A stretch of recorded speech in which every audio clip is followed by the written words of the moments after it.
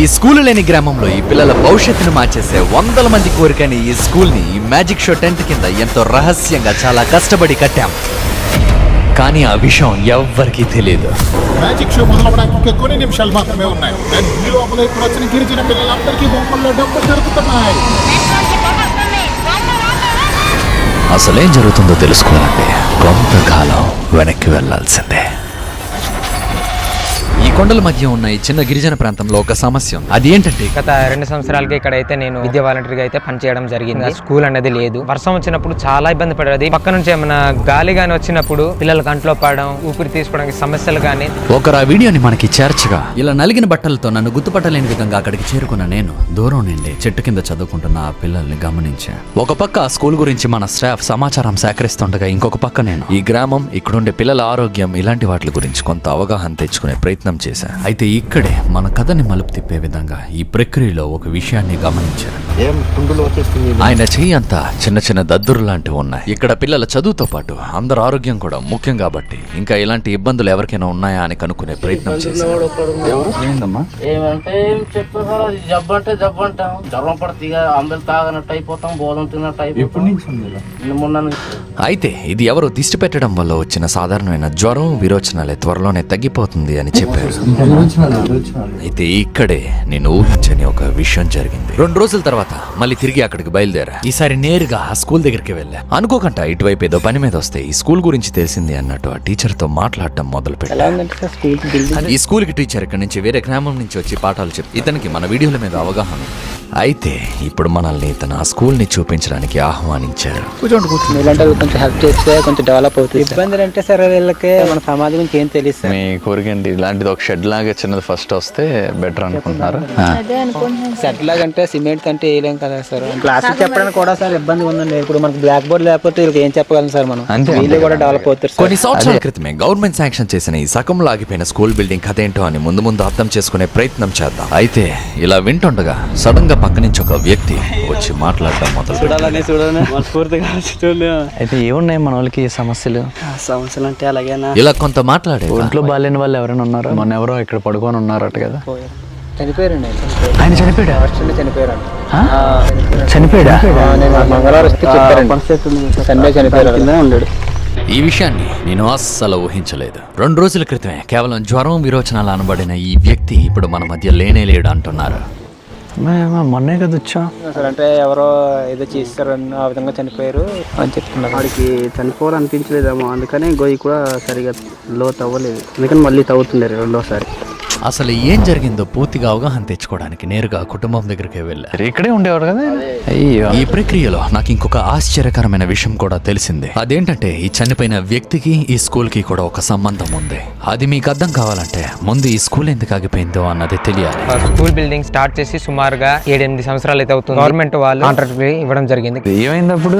ఏమైంది, అది బేస్మెంట్ కట్టి బిల్లు చేసి ఆ ఊసలంతా అమ్మేసుకొని ఏటో వెళ్ళేసి దాగిపోయారు. ప్రభుత్వం నుంచి కూడా వచ్చింది. మొత్తం కట్టడానికి తీసుకొచ్చిన మెటీరియల్ అంతా కూడా అమ్మేసుకున్నారు. గవర్నమెంట్ దృష్టిలో ఏంటంటే ఈ యొక్క బిల్డింగ్ కాంట్రాక్ట్ ఇచ్చేసారు కాబట్టి పూర్తయిపోయిందేమో అనుకుంటున్నారు. అందుకని భవిష్యత్తు అయితే ఇక్కడ ఆగిపోయింది. అయితే ఇక్కడ బిల్డింగ్ లేనప్పటికీ సాధారణంగా ప్రతి గవర్నమెంట్ స్కూల్లో అందే వస్తువులు ఇక్కడ కూడా ఉన్నాయి. దీని గురించి ముందు తెలుసుకునే ముందు అసలు ఈ స్కూల్ కి చనిపోయిన వ్యక్తికి సంబంధం ఏంటంటే, మీరు చూస్తున్న ఈ భూమి ఒక కుటుంబానికి సంబంధించిన 3 అన్నదమ్ములది. తన ఊరికి స్కూల్ రావడం వల్ల ఊర్లో పిల్లల భవిష్యత్తు బాగుపడుతుందని ఏమీ ఆలోచించకుండా తనకున్న ఒకే ఒక స్థలాన్ని దానం చేసిన దాత ఇతను.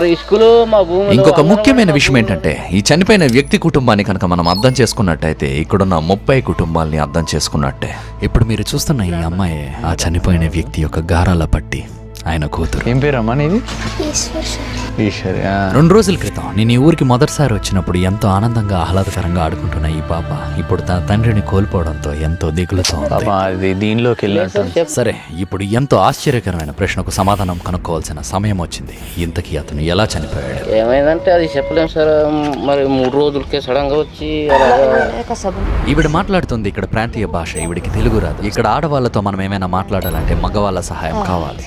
అదే సార్, విరోచనలు, రక్తం, వంతులు అయిపోయి రాత్రి అన్నమాట 3 గంటల టైం చచ్చిపోయాడు. దేనివల్ల ఇలాగ అయిపోయి చచ్చిపోయాడు అనేసి కూడా తెలియదు సార్. ప్రస్తుతం తెలియకపోయినా రాబోయే రోజుల్లో దీని వెనకాతల కారణాన్ని ఖచ్చితంగా తెలుసుకుందాం. మరి హాస్పిటల్కి ఎందుకు తీసుకెళ్ళలేకపోయారు? డబ్బులు లేవు సార్. మరి ఈ ప్రభుత్వ హాస్పిటల్లో ఉచితమే కదా మనకి. మరి వెళ్ళే సాగు చేశారు. ప్రయాణానికి డబ్బులు లేకనా ఇక్కడుండే ఈ కుటుంబాల యొక్క సంపాదన చాలా చాలా తక్కువ. వ్యవసాయం చేస్తూ వాళ్ళు పండించుకున్న దానిలో కొంత మార్కెట్కి వెళ్ళి అమ్మితే ఇంకొంతమంది కూలి పనులు చేస్తూ బతుకుతున్నారు. ఒక్క ముక్కలో వీళ్ళ పేదరికం మీకు తెలియాలంటే నీకేంటి చెప్పులు లేవంట కదా? లేదు సార్. కొనలేదా అమ్మా? డబ్బులు లేవని అడగలేదు సార్. ఇక్కడున్న పిల్లలందరితోని మాట్లాడాక నాకు తెలిసిన ఇంకొక బాధాకరమైన విషయం ఏంటంటే వీళ్ళకి జీవితంలో దారిని చూపించడానికి చాలా మందికి తల్లిదండ్రులు కూడా లేరు. డాడీ ఏం చేస్తుంటారు? చనిపోయాడు సార్. అంటే ఫ్యామిలీ లేరండి. లేరు అచ్చంగా ఈ పాపలాగే. సార్ ఇంకా కార్యం అంటే మరణించిన వారి ఆత్మ శాంతి కోసం చివరాఖరిగా చేసే ఒక పద్ధతి. దానికి కూడా డబ్బులు లేవు అని చెప్తున్నారు. ఈ గ్రామానికి స్కూల్ అవసరం అవడం, ఆ సకంలో ఆగిపోయిన స్కూల్ ఈయన స్థలంలో ఉండడం, ఈయన కార్యం కూడా చేయలేని పరిస్థితిలో మనం ఇక్కడ ఉండడం, ఇవన్నిటిని చూస్తే కాలం ప్రకృతి మనకు అప్పచెప్పిన బాధ్యతలా అనిపించింది. కాబట్టి ఎటువంటి ఆలస్యం లేకుండా సర్ప్రైజ్ గా కార్యానికి పనులు మొదలు పెట్టమన్నా, దానితో పాటు ఆయన కార్యం అయిన నెల రోజుల లోపల ఆయన ఆత్మకు అస్సలైన శాంతి కలిగేలా ఈ గ్రామానికి ఎంత అవసరమైన ఏ స్కూలు కోసమైతే తన సొంత స్థలాన్ని కూడా దానంగా ఇచ్చారో ఆ స్కూలు కూడా పూర్తయ్యేలా చేస్తా ఈ పిల్లల భవిష్యత్తుని సక్రమైన మార్గంలో నడిపించే విధంగా ఒక ప్లాన్ ఖచ్చితంగా వేసి తీరుతా. అది ఎంత కష్టమైనా సరే, ఎంత దూరం వెళ్ళాలన్నా సరే. ఇంకొక 2 రోజుల్లో ఈయన కార్యాన్ని చేయాలని వీళ్ళందరూ నిర్ణయించుకున్నారు. మనం కూడా అదే రోజు ఇక్కడ స్కూల్ని ప్రారంభించబోతున్నాం. వీళ్ళెవరికీ తెలియకుండా దాన్ని పూర్తిగా కట్టి చివరిలో వీళ్ళకి సర్ప్రైజ్ ఇవ్వబోతున్నాం. దీనికి నా దగ్గర ఒక ఆలోచన ఉంది. ప్రస్తుతం ఈ సగం కట్టి వదిలేసిన పునాదిని మనం స్కూల్ కట్టడానికి వాళ్ళం. ఇది గవర్నమెంట్కి సంబంధించింది. దీని మీద మనకి హక్కు లేదు. కాబట్టి ఇక్కడ స్కూల్ని కట్టడానికి మనకు ఒక స్థలం కావాలి. ఈ భూమి వ్యవసాయానికి పనిచేయకపోవడం వల్ల మీకు ఇబ్బంది అవుతుంది అన్నది నాకు చెప్పడం జరిగింది మీరు ఆ రోజు. ఇది మీరు నాకు అమ్మితే ఆ డబ్బుల్ని ఇదే ఊర్లో మీరు కొంత వ్యవసాయం చేసే భూమిని కనుక కొనుక్కోగలిగితే ఆదాయం వస్తుంది. ఎలా మీ అన్నయ్య కార్యం కూడా మీరు చేయాలనుకున్నారు కాబట్టి ఇంకొక 50,000 ఎక్స్ట్రా ఇస్తా. సో మీ సొంత డబ్బులతో మీరు చేసినట్టు కూడా ఉంటుంది. మనం కట్టాలనుకుంటున్న ఈ స్కూల్కి ఈ వాలీబాల్ కోర్ట్ సరిగ్గా సరిపోతుంది. ఇది చాలా చదునుగా ఉంది, ఊరికి మధ్యలో ఉంది. కాకపోతే ఇక్కడ ఇంకొక సమస్య ఉంది. ఇది గిరిజనులకు చెందిన గ్రామం. ఇక్కడ భూమిని అమ్మాలన్నా కొనాలన్నా గిరిజనులు అయ్యి ఉండాలి. ఈ భూమి నా పేరు మీద కూడా పెట్టక్కర్లే, నా ఫ్రెండ్ పేరు మీదే ఉంటుంది. అంటే మీ ఇంట్లో వ్యక్తి పేరు మీదే ఉంటుంది. ఒకసారి మనకి ఇక్కడ స్థలం సెట్ అయ్యాక ఇక్కడే అసలైన సమస్య మొదలైంది. మనం కట్టాలనుకుంటున్న స్కూల్ని వీళ్ళందరి ముందు వాళ్ళకి తెలియకుండా ఎలా కట్టాలి అని తీసుకున్న భూమితో మేము మొట్టమొదటిగా మిమ్మల్ని, పిల్లల్ని, వీళ్ళందరినీ అలరించడానికి మ్యాజిక్ సర్కస్ ని పెట్టబోతున్నాం. దీని ద్వారా ఏమవుతుందంటే చుట్టుపక్కల ఊర్లకు కూడా మన ఊరు గురించి తెలుస్తుంది. ఇలా మ్యాజిక్ సర్కస్ పేరుతో పెద్ద టెంట్ వేసాక మనం కట్టాలనుకుంటున్న స్కూల్ని లోపల రహస్యంగా కట్టేయచ్చు. కార్యానికి ఇంకా 16 గంటలు మాత్రమే ఉంది. కానీ ఎంతమంది వస్తారో, వీళ్ళు ఏ పద్ధతిలో చేస్తారో పూర్తిగా తెలియాలంటే రేపటి వరకు ఆగాలి. కానీ ఈ లోపల కొంచెం అర్థం చేసుకోవడానికి ప్రయత్నిస్తున్నా. పర్లేదా? మరి మీ వాలీబాల్ కోర్ట్ ఉంది ఇక్కడ. కానీ ఆ సమయంలో నేను గమనించింది ఏంటంటే తన కుటుంబ సభ్యుల వెనకతల నిల్చొని అన్ని నెమ్మదిగా వింటున్న ఈ చిన్నారిని. ఆ విషయాన్ని కొంచెం సేపు అయ్యాక నేను గమనించాను కదా చుట్టూ ఊరు. ఏమ్మా ఐశ్వర్య, ఎలా ఉన్నావు? ఎంతో దిగులుతో ఉన్న ఆమె ముఖాన్ని చూసి ఇలా పిలిచి, ఏంటి కొంచెం డల్గా అయిపోయావు? మా నాన్న గుర్తొచ్చారు సార్. రాత్రులు బాధపడుతున్నావు అంట కదా? ఆ విషయం నాకెలా తెలిసిందంటే ఆ బాధ అక్కడున్న వాళ్ళు నాకన్నా బాగా తెలిసిన వాళ్ళు ఎవరు లేరు. చిన్నప్పటి నుంచి ఎంతో ఆనందంగా ఉన్న తన జీవితంలో ఉన్నట్టుండి ఈ మార్పు వల్ల సముద్రం అంత బాధ తన కళ్ళల్లో కనిపిస్తుంది. ఎందుకమ్మా అలా ఏడద్దు, నేనున్నాను, అందరం ఉన్నాం. హాస్పిటల్కి తీసుకెళ్లారంటే ఇది మామూలు జ్వరమే, తగ్గిపోయింది అన్నారు. జ్వరాలుగా అన్నాను, కాకపోతే తగ్గిపోద్దేమో అనుకున్నాను సార్. నేను బయలుదేరిపోయినా అక్కడి నుంచి. నాకే వచ్చేసరికి ఆశ్చర్యం. తిన్నావమ్మా? ఇంటికి వెళ్తావా? అంతా మంచి రోజులు వస్తాయిలే మనకి. కార్యం రోజు రానే వచ్చింది. ఇక్కడ హిందూ పద్ధతిలో జరిగే ఈ కార్యానికి మతాలతో సంబంధం లేకుండా అందరూ రావడం మనసుకి మంచిగా అనిపించింది. నాన్నగారు ఆశీస్సులు తీసుకొని మనం ముందుకెళ్ళాలి. గ్రామస్తులు అందరూ కోరికైన ఈ స్కూల్ని మనం అనుకున్నట్టే ఈ రోజే ప్రారంభించబోతున్నాం. అది కూడా ఊర్లో వాళ్ళందరూ ఉంటుండగానే. కానీ ఎవ్వరికీ తెలియకుండా మన ఈ ప్రయాణంలో ఈ అమ్మాయి మనసుకు ఎంతో దగ్గరయ్యాం. ఎంతంటే ఒకప్పుడు సెకండ్ ఇవ్వడానికి మొహమాట పడిన ఈ పాప ఇప్పుడు భోజనం తినిపించమని చెప్పే అంత. తన చుట్టూనే తిని ప్రపంచం అనుకున్న మనిషి ఒక్కసారిగా లేకపోయేసరికి ఈ వయసులో జీవితం ఎంతో మారిపోతుంది. కానీ ఏం పర్లే, ఈ పాప జీవితమే కాదు, ఇక్కడున్న పిల్లలందరి జీవితం కూడా సరైన దారిలో వెళ్లే విధంగా ఖచ్చితంగా ప్రయత్నిద్దాం. దాదాపు భోజనాలు ముగింపుకు వచ్చేసాయి. ఇప్పుడు మన పనిని మొదలు పెట్టాల్సిన సమయం వచ్చింది. మొట్టమొదటిగా మనం కట్టబోయే బిల్డింగ్ కి కొలతలు తీసుకోవాలి. పిల్లలకి సరదా ఉంటుందని సర్కస్ ఒకసారి మన వాళ్ళు కొలత తీసుకుంటారు. ఇప్పుడు కానీ ఇక్కడ ఒక పెద్ద ప్రమాదం ఉంది. ఈ ఊర్లో మేస్త్రి పని చేయడానికి, కూలి పని చేయడానికి వాళ్ళ ఆదాయం కోసం కొంతమంది పనికి వెళ్తూ ఉంటారు. వాళ్ళల్లో ఇక్కడ ఎవరైనా ఆ కొలతల్ని కనుక జాగ్రత్తగా గమనించినట్టయితే మనం ఇక్కడ ఏదో కట్టబోతున్నట్టు అర్థమయ్యే అవకాశం ఉంది. కాబట్టి ఇక్కడున్న వాళ్ళందరి దృష్టిని మనం మరలించాలి. అది ఎలా అంటే, వాలీబాల్ ఆడదాం. నేను ఒకసారి చేయనా? ఒక పక్క అందరూ నన్నే చూసే విధంగా వాలీబాల్ తో నా టాలెంట్ చూపిస్తుండగా, ఇంకొక పక్క మీరు రహస్యంగా కొలతలన్నీ తీసుకోవడం మొదలు పెట్టండి. ఏమంతే రాదు మనకి. ఇక్కడ వీళ్ళందరూ నౌకడల్లో బిజీగా ఉంటే మన వాళ్ళు మాత్రం దాదాపు కొలతల్ని పూర్తి చేసేశారు. మీరు కూడా గమనించవచ్చు. నేను ఛాలెంజ్ చేసి చెప్తున్నా, ఒక్కరంటే ఒక్కరు కూడా వీళ్ళు ఎలా కొలతలు తీస్తున్నారో అన్నది గమనించట్లేదు. కానీ అవతల టీంలో ఉన్న పక్క ఊరు వాళ్ళు పదే పదే నవ్వేసరికి మా టీం వాళ్ళు మాత్రం చాలా హట్టే. మా కొలతలని పూర్తయ్యాయి సార్. ఇప్పుడు మీ టైం వచ్చింది. మీ మీద చేస్తున్నట్టు నటిస్తున్నాం.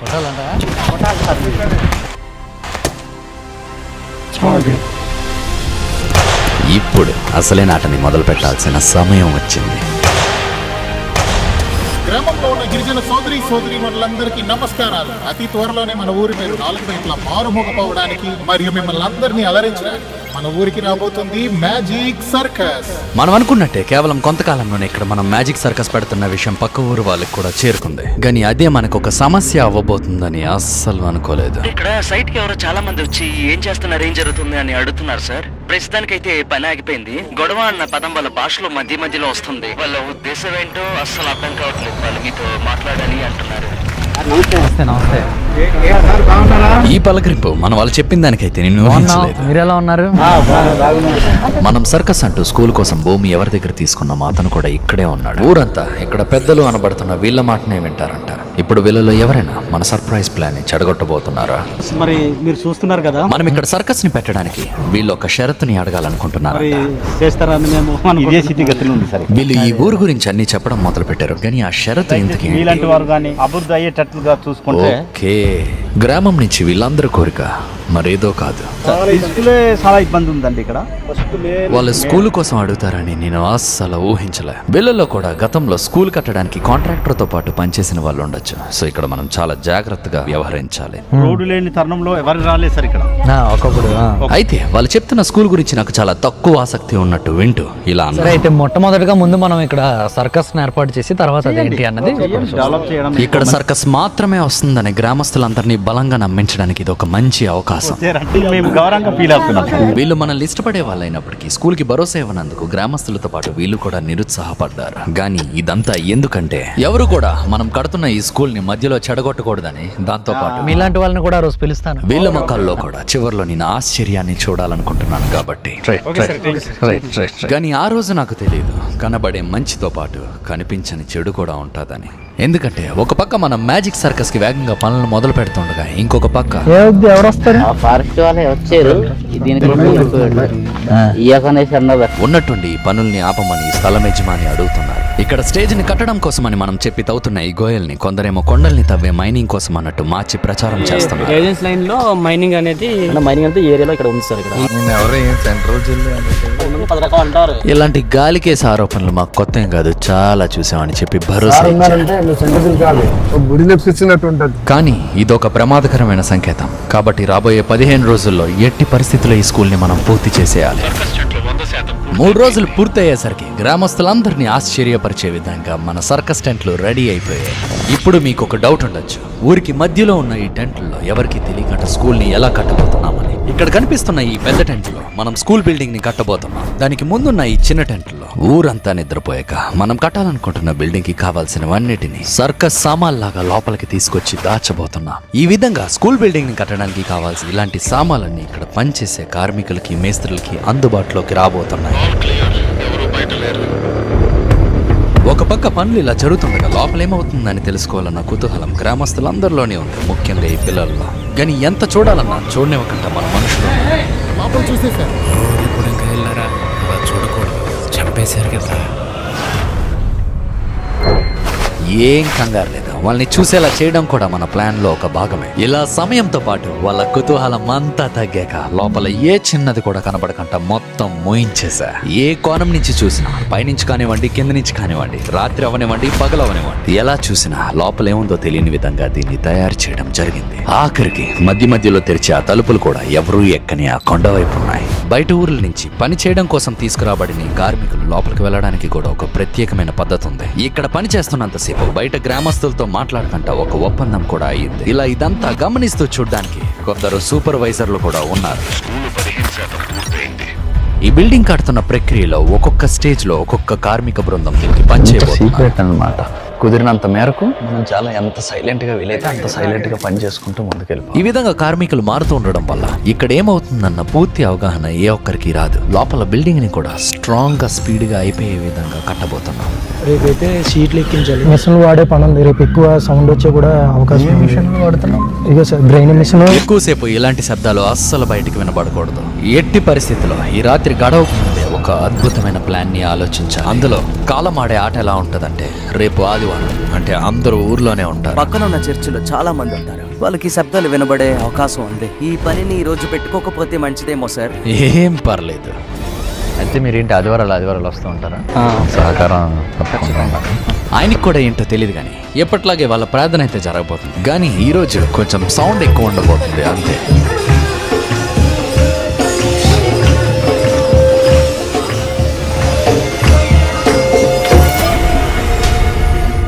ఈ ప్రక్రియలో కొంతమందికి వింతగా శబ్దాలు వచ్చినట్టు అనిపించుండొచ్చు. కరెక్ట్గా 11 గంటలకు అటు ఇటుగా ఊరు బాగు కోసం వాళ్ళ మనసులో మౌనంగా ప్రార్థించడం మొదలు పెడతారు. ఆ మౌనంలో మనం కూడా మౌనంగా ఉన్నప్పుడు ఎవరికైనా అనుమానాలున్నా మాయమైపోతాయి. మళ్ళీ వాళ్ళు కొనసాగించాక మనం కూడా మొదలు పెట్టేయచ్చు. ఈ విధంగా 5 గంటలు కొనసాగిన ఈ ప్రార్థనలో కాలం మరియు ఆ దేవుడి సహకారంతో పని పూర్తయింది. ఇలా ఈ పని ఈ రోజే జరిగే విధంగా కావాలనే ప్లాన్ చేశారు. ఇంకొక 10 రోజుల్లో మొదలయ్యే ఈ సర్కస్ కెంట్ లో ఒక స్కూల్ ఉంటుందని ఎవరు కలలో కూడా ఊహించలేరు. ఇలా మన ప్లాన్ లో గెలవడానికి ఎలాంటి అడ్డంకులు వచ్చినా ఎలా కొట్టాలి? ఈ పదాలకి ఈ అబ్బాయి సరైన ఉదాహరణ. పాపం తండ్రి కూడా లేరంట. ఎన్ని ఇబ్బందులున్నా ఎంతో ఆనందంగా ఉండొచ్చని ఈ అబ్బాయిని చూస్తే తెలుస్తుంది. వీళ్ళందరూ ఎంత మంచి మనసున్న పిల్లలంటే. నా కోసం తెచ్చావా? తొక్క తినకూడదా? బాగుంది. చిన్న గిఫ్ట్ కావాలంటే ఏంటాడు? బొమ్మలు కావాలా? ఇంట్లో ఫ్యాన్. 2 సెకండ్లో వీళ్ళు చెప్పింది ఏంటంటే, వీళ్ళకున్న 3 జతల్ని ఆనందంగా నెలంతా వేసుకుంటారు.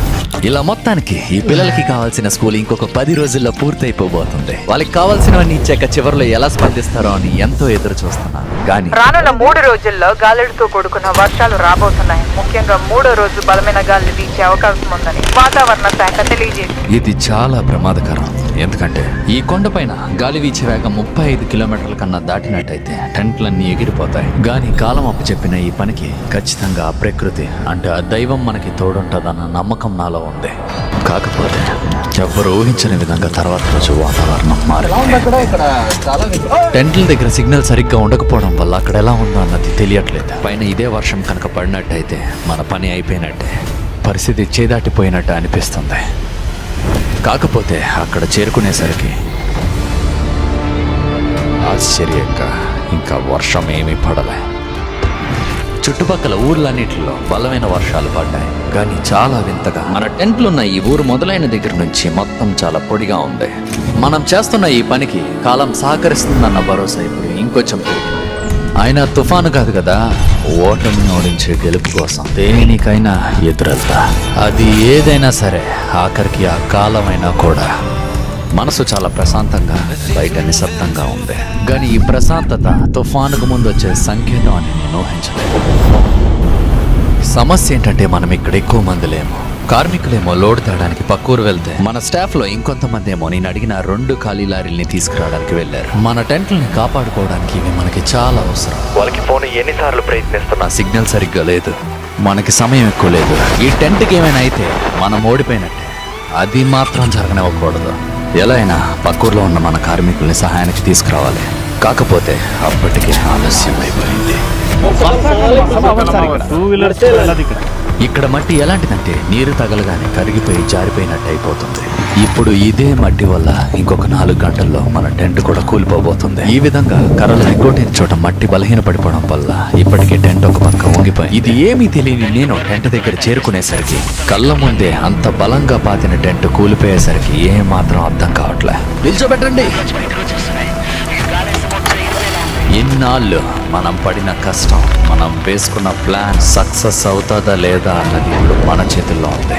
కానీ నేనైతే వదలను. చెయ్య తెగినా, కాళ్ళు జారి, ఎంత కష్టమైనా సరే, ఎంత దూరం వెళ్ళాలన్నా సరే, 3 మనుషులకి ఈ థాట్ని ఆపడం ఎంత కష్టం అవుతుందన్నది మీరు కూడా చూడొచ్చు. ఇక్కడే మన బిల్డింగ్ కడుతున్న టెంట్లో తేడాని గమనించా. అస్సలు అర్థం కావట్లే. గాలి అంత లేకపోయినా ఎందుకు ఇంత బలంగా పాతిన టెంట్లు వంగిపోతున్నాయి? ఎందుకు మట్టి, ఈ మట్టికి నీళ్లు తాకుతుంటే కరిగిపోయినట్టు అయిపోతుంది. ఎక్కడ నీళ్లు నిలవడకంట వేగంగా కాలువలు తీయాలి.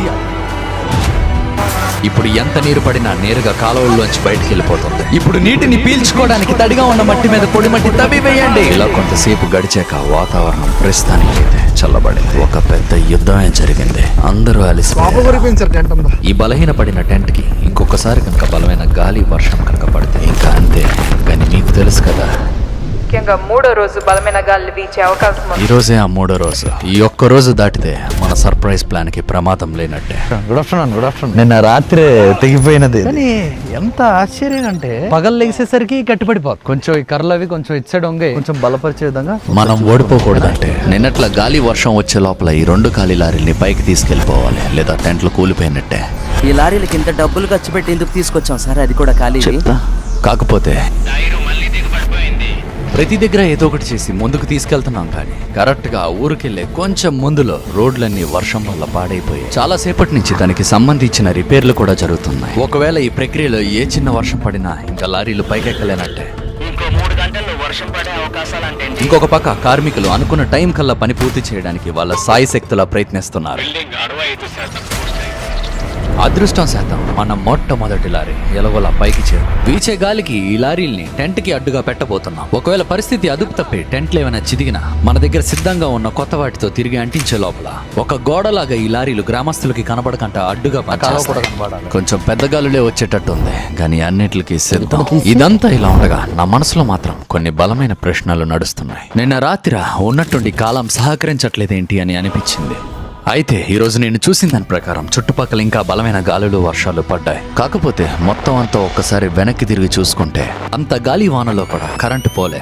ఆ వెలుగులోనే ఈ సమస్యకు సమాధానాన్ని కనుక్కో. అలా అని అన్ని కరెంటు వైర్లున్న ఆ నీటిలో కరెంటు ప్రవహించలే. బలహీనంగా ఉన్న మన టెంట్ మీద గాలి పూర్తి బలం చూపించలే. అంటే సహకరించకపోవడం కాదు కదా, నిజానికి మనల్ని కాపాడింది ఆ ప్రకృతి. ఏ సమస్యకైనా సమాధానం దాని మూలాల్లోనే దొరుకుతుంది. అంటే ఈ సంఘటన అన్నిటి ద్వారా కాలం ఏమైనా మనకి చెప్పాలనుకుంటుందా? మనం ఎంత కాపాడుకుంటున్నా ఈ బిల్డింగ్ మాత్రమే ఈ పిల్లల భవిష్యత్తుని మార్చగలదా? స్కూల్కి బిల్డింగే కావాలంటే కనీసం వీళ్ళందరూ కలిసిన మట్టితో ఒకటి కట్టచ్చు కదా. కానీ ఎందుకు కట్టలేదు? అవగాహన లేకపోవడం వలన, లేదా ఆసక్తి లేకపోవడం వలన? ఆసక్తి కరెక్ట్. ప్రతి పిల్లల్లాగే వీళ్ళకి కూడా చదువు కన్నా ఆటల మీద ఆసక్తి ఎక్కువ. ఎదిగే కొద్దీ చదువు మీద ఆసక్తి తగ్గడంతో పాటు వాళ్ళ ఆర్థిక పరిస్థితుల వల్ల చదువుని మధ్యలోనే ఆపేసి పనులకు వెళ్ళిపోయే వాళ్ళ సంఖ్య కూడా ఎక్కువగానే ఉంది. ముందు మనం దీన్ని మార్చితేనే ఈ పిల్లల భవిష్యత్తు బంగారమయం అవుతుంది. ఇది ఎలా సాధ్యం అంటే చదువు అన్నది వాళ్ళకి ఇష్టమైన ఒక ఆటలా మారాలి. అది ఎలాగో రేపు మీకు చూపిస్తా. రాత్రి ఎంత గాలి వచ్చినా, వర్షం వచ్చినా మన ప్లాన్ ప్రకారం తర్వాత రోజు యథావిధిగా పనులు మొదలయ్యాయి. ఎట్టి పరిస్థితుల్లో ఈ స్కూల్ టైంకి అందే విధంగా పనుల్ని ఫాస్ట్ గా చేస్తున్నారు. 75% పూర్తయింది. వర్షం పడిందనా? వాళ్ళ టీచర్తో చదువు మీద ఆసక్తి కలిగించే ఆటల గురించి ఇలా చెప్పానో లేదో. సెక్యూరిటీ పనిచేసే ఆయన ఆరోగ్యం అస్సలు బాగాలేదంటే. ఏమైంది అసలు అంటే కడుపులో 8 వాంతులు, 8 బ్లడ్ వాంతులు కూడా. ఇలాంటిదే నేను చూడడం ఇది 2వ. ఇంతకు ముందు ఒక వ్యక్తి ఇక్కడ అచ్చం ఇలానే చనిపోయాడు. కానీ దానికి కారణం ఎవ్వరికి తెలియదు కదా. అక్కడ రామన్న కూడా ఇలాగే కదా అయింది. మళ్ళీ అలా జరగకూడదంటే దానికి సమాధానం హాస్పిటల్లోనే దొరుకుతుంది. ఇలా కుట్టు మిషన్లు కావాలి, అయితే ఊరికనే వద్దు, వాచ్మ్యాన్ గా పనిచేస్తా అంటే సరే. ఆ విధంగా కలిసిన ఇతనితో 45 నిమిషాల కఠినమైన ప్రయాణం తర్వాత రోడ్డు లేదు, డోర్ మోత తప్ప బండిలు. డాక్టర్లు పరీక్షించడం మొదలు పెట్టారు. ఈ అంత చిక్కని సమస్య వల్ల చాలా మంది ఇబ్బంది పడ్డారు. అంటే ఇదే మొదటిసారి అయిందా? ఇంతకు ముందు అయితే కొన్ని ఇళ్ళకి జరిగేసారు. మా మిసెస్ కూడా అలాగే మొత్తంగా డాక్టర్లు పరీక్షించాక అర్థమైన విషయం ఏంటంటే ఇది ఫుడ్ పాయిజనింగ్ అయి ఉండొచ్చు. అంటే పాడయ్యి విషంగా మారిన ఆహారం తినడం వల్ల కలిగిన అనారోగ్యం. అతను ఏ ఫుడ్ తీసుకున్నారో ఏంటో. ఇది ముదిరితే వామిటింగ్స్, విరోచనాల వల్ల శరీరంలో ద్రవాలు తగ్గిపోవడంతో గుండె ఆగిపోతుంది. కానీ చికిత్స అందడం వల్ల ఇంకొక 2 రోజుల్లో ఈయన మామూలుగా మారబోతున్నారు. ఇదే విధంగా రామన్న అన్న వ్యక్తికి కూడా జరుగుండొచ్చు. కానీ ఆయన చనిపోవడానికి అసలైన కారణం ఏంటంటే సరైన సమయంలో వైద్యం అందకపోవడం. కాబట్టి దీన్ని గమనించి గిరిజనులందరూ జాగ్రత్త తీసుకోవాలని కోరుకుంటున్నా. ఇంకా కొంతకాలం మాత్రమే. సర్కస్ ప్రారంభం అంటూ అందరినీ ఒక దగ్గరికి చేర్చి ఈ పిల్లలకి స్కూల్ ని సర్ప్రైజ్ గా ఇవ్వబోతున్నాం. ఈ లోపల మీరు ఒక గిఫ్ట్ ని గెలవడానికి ఒక చిన్న ఆట ఆడదాం. దీన్ని నీటిలేస్తే దీని చర్మంలో ఉన్న గాలి వల్ల తేలుతుంది. అదే చర్మం తీసేస్తే కిందకి మునిగిపోతుంది. ఆట ఏంటంటే నీళ్లు ఓలక్కంట కిందనున్న నారింజను పైకి తీసుకురావాలి. ఒకవేళ ఇది ఎలాగో మీకు ముందే తెలిస్తే నిజాయితీగా కమెంట్ చేయండి. ఇద్దరిని సెలెక్ట్ చేసి ఒక సర్ప్రైజ్ ని పంపిస్తా. అందరూ ఎంతో ఆసక్తితో చూస్తున్నారు ఎలాగా అని. ఎలా అనుకున్నారు? కేవలం ఒక్క వేణితో చుట్టూ గుండ్రంగా దాన్ని మధ్యలోని పెట్టి తిప్పగలిగితే అది పైకి తేలుతుంది. ఇది ఫిజిక్స్ యొక్క గొప్పతనం. ఇదే కదిలే నీటిలో ఉన్న శాస్త్రం. అందరి ముఖంలో ఆశ్చర్యాన్ని, ఉత్సాహాన్ని మీరు చూడొచ్చు. బాగా చేసావు కార్తీక్. ఈ పడవేస్తే నీటిలో తేలింది కదా. ఇప్పుడు రాయేస్తాను, ఏమైంది? మరి రాయి ఎందుకు కిందకి వెళ్ళింది? మరి సముద్రంలో చాలా బరువైన పడవలు ఉంటాయి కదా, మరి అవెందుకు తేలుతున్నాయి? నిజమైన జ్ఞానం, ఎదుగుదల కుతూహలంతో అడిగే ప్రశ్నలోనే ఉంది. ఈ నీటి యొక్క శాస్త్రాన్ని అర్థం చేసుకోవడం ద్వారానే మనుషులు సముద్రంలో పెద్ద పెద్ద పడవలు తేలేలా చేయగలుగుతున్నారు. ఇది కేవలం ఆరంభం మాత్రమే. ఇలాంటివి ఎన్నో వాళ్ళు రాబోయే రోజుల్లో చూడబోతున్నారు. ఇప్పుడు కార్మికుల్ని ఎక్కువ మందిని పెట్టగా ఎంత వేగంగా వీలైతే అంత వేగంగా ఈ స్కూల్ పనుల్ని పూర్తి చేయడానికి పనులు ముందుకు వెళ్తున్నాయి. ఇంకొక పక్క పగలు సాయంత్రాలు ఈ పిల్లలు ఎన్నో ఆశ్చర్యకరమైన విషయాలని తెలుసుకుంటున్నారు.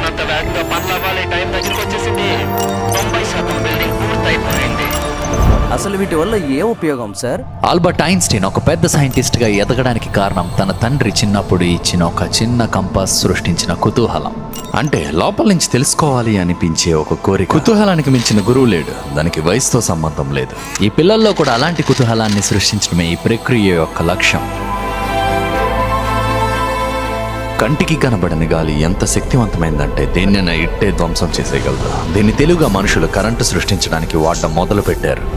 బిల్డింగ్ 95% పూర్తయిపోయింది. ఇంకొక 3 రోజుల్లో పనంతా పూర్తయిపోబోతుంది. ఇంకోవైపు ఈ పిల్లలతో మరింత అనుబంధం ఏర్పడింది. భయపడకు, నేను వదిలేసి వెళ్ళిపోతున్నాను, చదువుకోమనేసి అన్నాడు. అక్కడ బాగా చదువుకొని అమ్మను చూసుకోవాలని తన తండ్రి చెప్పిన మాట ఈమె మనసులో బలంగా నాటుకుపోయింది. నీకు ఏమవ్వాలని ఉంది పెద్ద? అంటే టీచర్ అవుతావా? ఇక్కడే నేను ఊహించనిది జరిగింది. ఇదే ప్రశ్న వీళ్ళందరినీ అడిగా. ఆశ్చర్యంగా అందరూ ఒకే ఒక విషయాన్ని చెప్పారు. ప్రతిరోజు కళ్ళెదురుగా టీచర్ని చూడడం వల్ల అనుకుంటా వీళ్ళలో 90% మంది ప్రస్తుతం టీచరే అవ్వాలని అనుకుంటున్నారు. మిగతా వాళ్ళకేమో కన్ఫ్యూషన్ తో ఏమీ అర్థం కాదు. ఏ గిఫ్ట్ కావాలి అని అడిగినప్పుడు బట్టలు అని చెప్పిన అవగాహన, క్లారిటీ పెద్దయ్యక ఏమేమి అవ్వచ్చు అన్న దాని మీద లేదు. డాక్టర్ అయితే మీ డాడీ లాగా ఎవరికైనా ఒంట్లో బాగోకపోతే చూడొచ్చేమో కదా మన ఊర్లో. ఆమె ముఖభావాల్ని జాగ్రత్తగా గమనించాలి. ఎవరికైనా ఒంట్లో బాగోకపోతే చూడొచ్చేమో కదా. సరిగ్గా కనుక మీరు గమనించినట్టయితే ఆమెకి ఏదో తట్టినట్టు మీరు అర్థం చేసుకోవచ్చు. ఒక చిన్న విత్తనాన్ని ఆమె మదిలో నాటడానికి ప్రయత్నించా. ఆ విత్తనానికి బలం, పోషణ ఇచ్చేది తనకి తన తండ్రి మీద ఉన్న ప్రేమ మాత్రమే. అలా అనుకుంటున్నావా? ఎందుకు? ఏదో కష్టం వస్తే చూసుకుంటారు సార్. మరి మన ఊర్లో వాళ్ళని కాపాడుకుంటారు సార్. ఏంటన్నా? కాపాడుకుంటారు సార్. Very good. జీవితంలో మన గమ్యం మనకి తెలియడం చాలా ముఖ్యం. ప్రాణాల్ని కాపాడే డాక్టర్, దేశాన్ని రక్షించే సోల్జర్, లేదా 10 మందికి భోజనం పెట్టే రైతు అవ్వచ్చు. దాని శాస్త్రం చదువుకునే అగ్రికల్చర్ సైంటిస్ట్ కూడా అవ్వచ్చు. అలా ఏవైనా అవ్వచ్చు. ముందు అవన్నీ ఏంటన్నా తెలుసుకుంటే ఆకాశమే మీ హద్దు. స్కూల్ దాదాపు మొత్తం పూర్తయిపోయినట్టే. మొత్తానికి రేపే ఇంకొక 24 గంటల్లో మ్యాజిక్ సర్కస్ ప్రారంభం అవబోతుంది. సర్కస్ ప్రారంభానికి స్టేజ్ సిద్ధం. వేళ విషయం ఏంటో కానీ ప్రభుత్వ అధికారులు రోడ్డు పనులను కూడా వేగవంతం చేశారు. పిల్లలు కుతూహలంతో ఇంకా ఇంకా ఆటలు కావాలి అని అడుగుతున్నారు. కాబట్టి ఇలాంటి ఎన్నో ఆటలు నిండిన స్కూల్ని ఇప్పుడు ఈ పిల్లలకి సర్ప్రైజ్ ఇవ్వాల్సిన టైం వచ్చింది. లోపల ఇటువంటి బిల్డింగ్ ఒకటి ఉందని మనకి తప్ప ఎవ్వరికీ తెలియదు.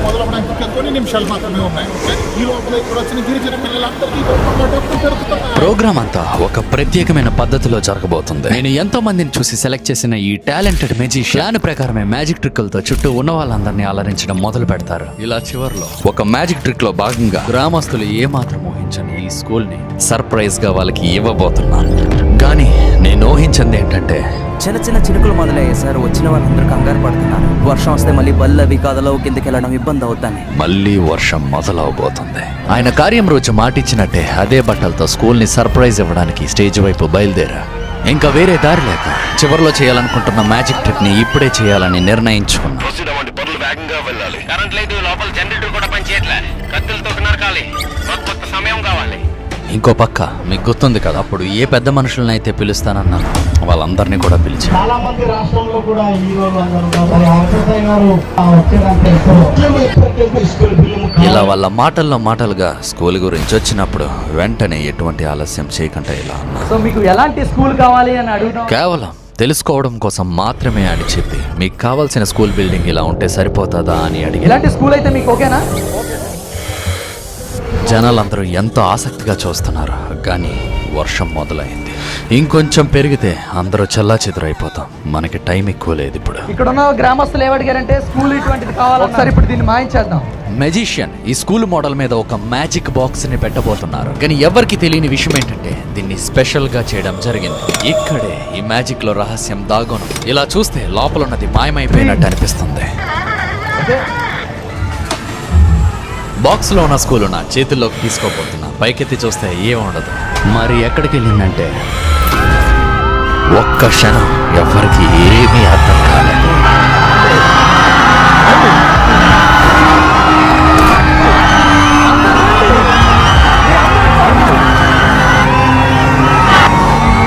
ఈ యుద్ధంలో మొదట్లో వర్షాన్ని చూసి మొఖాల్లో కనబడిన కంగారం మాయమైపోయేసరికి ఆ వర్షం కూడా మాయమైపోయింది. ప్రకృతి తలుచుకుంటే ఏమైనా చేయగలదు.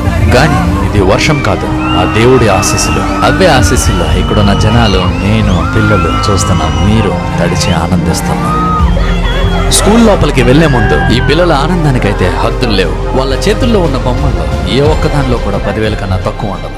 నా పుట్టినరోజు జరుపుకొని నేను పుట్టినరోజే తెలియని ఈ పిల్లలు ఈసారైతే కలిసి కేక్ కట్ చేస్తున్నాం. ఈ ప్రయాణంలో నాకు తోడుగా ఉన్న వాళ్ళకి, కార్మికులకి అందరికీ ఒకసారి అభినందనలు తెలిపి ఆ తర్వాత స్థానిక పోలీసులు, సర్పంచ్లు, ముఖ్యంగా ఈ స్కూల్ టీచర్తో స్కూల్ ని ప్రారంభించాం. లోపలికి వెళ్లే ముందు ఒక ముఖ్యమైన విషయం ఏంటంటే ఇక్కడ మనం కట్టింది ఒక 5-star క్యూరియాసిటీ ల్యాబ్. కానీ ఇంకా ఆ పిల్లల కోసం ఆ స్కూలు అలానే ఎదురు చూస్తుంది. దీని మీద చర్యలు తీసుకోవాలని ప్రభుత్వ అధికారుల్ని కోరుకుంటూ ముందడుగేద్దాం. ఒకప్పుడు మనం స్కూల్ కట్టట్లేదని ఎంతో నిరుత్సాహపడిన ఈ టీచర్ మ్యాజిక్ సరిగా స్టెంట్ లేవు. మామూలుగా షెడ్ వేయడానికి వస్తారు మామూలుగా. ఎక్కడ? రేకుల షెడ్. ఇక్కడ స్కూల్కి కదా, చూద్దాం. ఆయన ఆ నిరుత్సాహం వెనకతల ఎంత ఆనందం దాగుంటుందని అస్సలు ఊహించుండరు. ఈ వీడియో నేను టీచర్లందరికీ కృతజ్ఞతతో రాస్తున్న ఒక విన్నపం లేఖ. ఈ భారతదేశపు భవిష్యత్తు ఈ పిల్లల చేతుల్లో ఉంటే వీళ్ళ భవిష్యత్తు మీ చేతుల్లో. పిల్లలకి చదువు మీద కుతూహలం కలిగేలా ఎన్నో కొత్త పద్ధతుల్లో పాఠాలు చెప్పాలని కోరుకుంటున్నాను.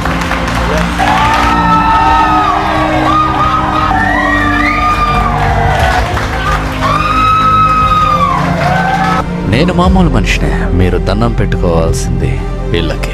దీంతో పాటు ఆ పిల్లలందరూ అడిగిన బట్టలు, చెప్పులు, స్కూల్ బ్యాగులు ఇలాంటివన్నీ ఇచ్చి ఇంకా బయలుదేరడానికి సిద్ధమవుతుండగా చాలా బాధ కూడా మొదలైంది. ఎన్నెన్నో జ్ఞాపకాలు, కనబడని కష్టాలు, కళ్ళెదురుగా ఉన్న అడ్డంకులు, వీటన్నిటి మధ్య ఏర్పడిన మా అందరి బంధం ఎంతో బలమైనదే. కాబట్టి నేను ఎక్కడికి వెళ్ళట్లే. రాబోయే రోజుల్లో కూడా ఈ పిల్లలు మంచి దారిలో వెళ్లే విధంగా దగ్గరుండి ప్రయత్నిస్తా. ఈ పిల్లల నవ్వులు మీకు ఆనందం కలిగించాయని ఆశిస్తున్నా. ఈ పిల్లలే రేపటి భారతదేశపు భవిష్యత్తు. మీరు కూడా మీ చుట్టుపక్కల ఆర్థికంగా ఇబ్బంది పడుతున్న పిల్లల్ని చదువు వైపు ప్రోత్సహించి మీ బాధ్యతను తెలుపుతారని ఆశిస్తూ ఇక సెలవు తీసుకుంటున్నా.